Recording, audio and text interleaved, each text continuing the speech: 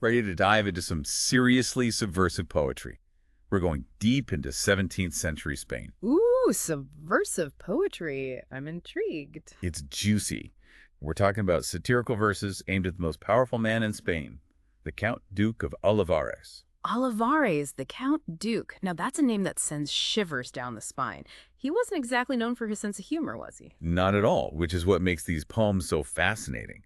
They weren't just creative writing, they were weapons forged in wit. Weapons, you say? Tell me more. Well, imagine 17th century Spain, a global empire but feeling the strain. They were caught up in endless wars, the economy was on shaky ground, and there was a huge gap between the rich and the poor. A recipe for discontent. Exactly. And at the heart of it all was Olivares, the king's right-hand man, practically running the show. He was known for his ambition, his drive to make Spain great again. But all that power, it tends to attract criticism, doesn't it? It certainly does, and these poems become a stage for anonymous writers to challenge Olivares. Anonymous writers, so they were risking a lot by putting pen to paper. Absolutely. Criticizing the Count Duke, even through verse, could land you in hot water. So anonymity was their shield. But they didn't hold back. What kind of things were they saying? Give me a taste of these subversive verses. Just imagine one poem compares Olivares to a crumbling statue, an image straight out of the book of Daniel, hinting at his ambition leading to a dramatic downfall. Ooh, that's not so subtle. They were playing a dangerous game. But that's the power of satire, isn't it? Delivering a blow while everyone's entertained. Exactly. And these poems were a direct reflection of the anxieties gripping Spain at the time. The disastrous military campaigns, the whispers of corruption, the lavish spending while the nation suffered. So they were giving a voice to the voiceless, channeling the frustrations of ordinary people. Precisely. And that's what makes these poems so valuable to historians. They offer a window into the past, a glimpse into the public's anxieties and how they viewed those in power. It's like a 17th century Twitter feed, but with rhyme and meter. Exactly. And with much higher stakes. It really is amazing how these poems give us that peek behind the curtain, you know? Like, what were people really thinking back then? It's like eavesdropping on whispered conversations in the shadows of the palace walls. Exactly. But let's talk specifics. What were the big issues these poets were sinking their teeth into? Olivares' military campaigns were a major point of contention. Remember, Spain was fighting wars on multiple fronts, and people were feeling the strain. Right, all those wars were draining Spain's resources and its people. Exactly. And the poets, they picked up on that frustration. They used their poems to express this deep anxiety about where Spain was headed under his leadership. So how did they do that? Paint a picture for us. Okay, imagine reading verses that compare Olivares' war efforts to a ship being steered into a raging storm.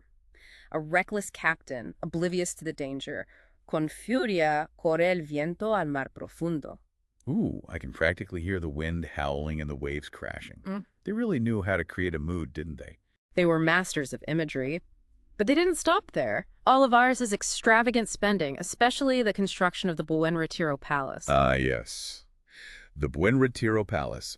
Lavish parties, opulent gardens, all while the country was struggling. It was a point of major contention. People were struggling to put food on the table, and there he was, throwing these extravagant feasts in his brand new palace.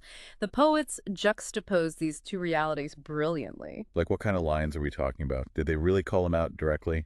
Oh, they were more subtle than that. But just imagine reading lines that describe the palace's shimmering fountains, gilded and extravagant, right alongside descriptions of people rioting in the streets for bread. Mientras el vulgo en las calles perece, él se levanta un palacio de placer. Wow. They were masters of irony, weren't they? That contrast is stark. Stark and effective. But the criticism didn't stop at lavish spending and military blunders. There were also whispers of something else, a bit more insidious. Corruption. The poems are laced with accusations that Olivares was more interested in lining his pockets and those of his buddies than serving the people. The age-old story of power and corruption. It seems like some things never change. True indeed. And the poets, they use their pens like scalpels, dissecting his every move, exposing what they saw as hypocrisy and greed. There are lines that compare his advisors to vultures, circling and picking at the carcass of a dying nation. Ooh, that's brutal. But it also sounds incredibly powerful. Those are images that stick with you. Como buitres hambrientos sobre el reino, sus ministros echaban sin piedad. Exactly. They weren't just lobbing insults. They were crafting these incredibly vivid, almost grotesque caricatures of Olivares and his inner circle. So it's safe to say they weren't big fans of the Count Duke. Let's just say they weren't sending him fan mail. But it's important to remember these weren't just angry rants, they were carefully constructed pieces of literature. Right, they were using their craft, their artistry to make a political point. Yes, and they were masters of satire. So we've talked about the wit, the artistry, but did these poems actually have any teeth? Did they have a real impact on Olivares and his grip on power? That's the million-dollar question, isn't it? Did they directly cause his downfall? Well, it's hard to say for sure. It's not like they stormed the palace, quills drawn. Nah, right. But they definitely tapped into something powerful, a current of discontent that was already running through Spain. They gave people a way to express what they were feeling, but maybe too afraid to say out loud. Exactly.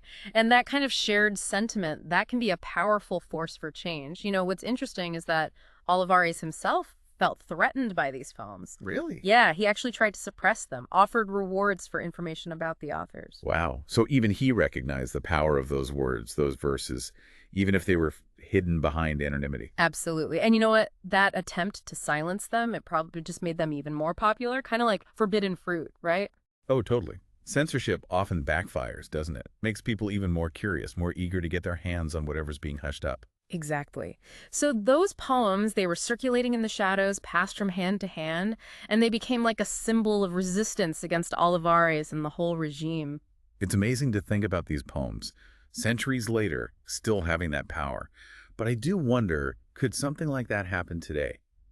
You mean, could a well-aimed joke or a satirical meme topple a government? Maybe not topple a government, but could it shift public opinion? You know, it's a different world now, right? But satire still has that power to make us think, to question, to challenge the status quo. Like, look at shows like John Oliver's Last Week Tonight or Stephen Colbert. They use humor to tackle some pretty serious issues, don't they? Oh, absolutely. And they're not just preaching to the choir either. They reach a wide audience. And yeah, they make us laugh, but they also make us think critically about the world around us. And that's a really important function of satire, isn't it?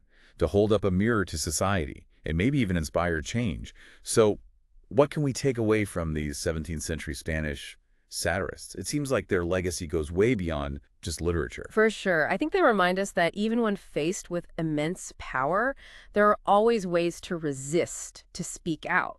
Even if it's through laughter, through a clever turn of phrase, a witty observation. Exactly. And those can be powerful tools for exposing hypocrisy, holding those in power accountable, and maybe, just maybe, inspiring change. It's like those satirical poems. They're still echoing through the centuries, reminding us that laughter can be a form of resistance and a well-aimed joke can be a powerful weapon. Hear, hear. This has been a fascinating deep dive into the world of 17th century Spanish political satire. We hope you've enjoyed it.